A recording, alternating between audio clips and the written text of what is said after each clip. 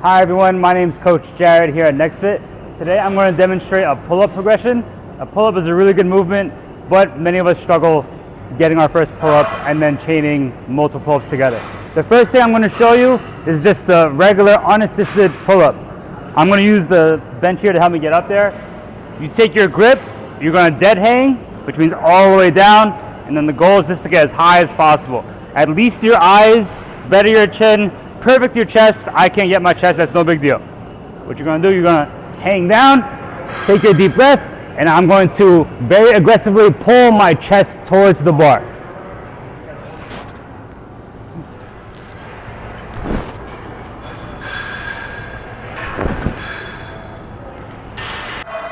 If you are unable to do an unassisted pull-up, that's no big deal.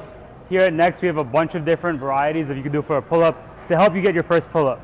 What I'm going to show you here is called the banded pull-up. What we're going to do is that we're going to take our squat rack clips, we're going to put them at the same height, and we're going to take our band, we're going to loop it here. Make sure your clips are at the same height. Here I have it at number 20.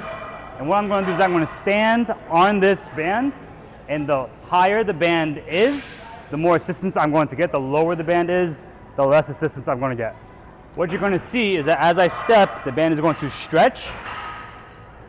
And then as I pull myself up, the band is going to sling me in an upward motion, helping me get up. Okay? To make it easier, what I can also do with my feet, I can make my feet wider. This increases the tension on the band. So the band is a very effective way to get your first pull-up. If that is not enough assistance, don't be scared to do more than one band at a time. You could also go into our storage room and get a thicker band.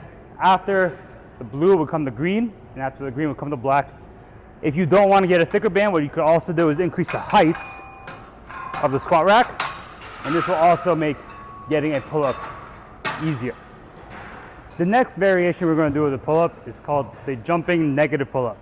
So if you don't want to use the bands, or there are no bands available, this is a great alternative to get some work in.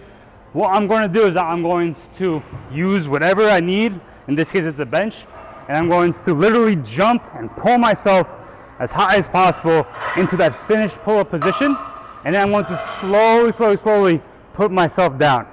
I'm then going to put my feet back on the bench. I'm going to repeat this for multiple reps. This is controlling the negative, and this is a good way to get that work in without doing a full pull-up. First, I jump, I hold, slow, hang.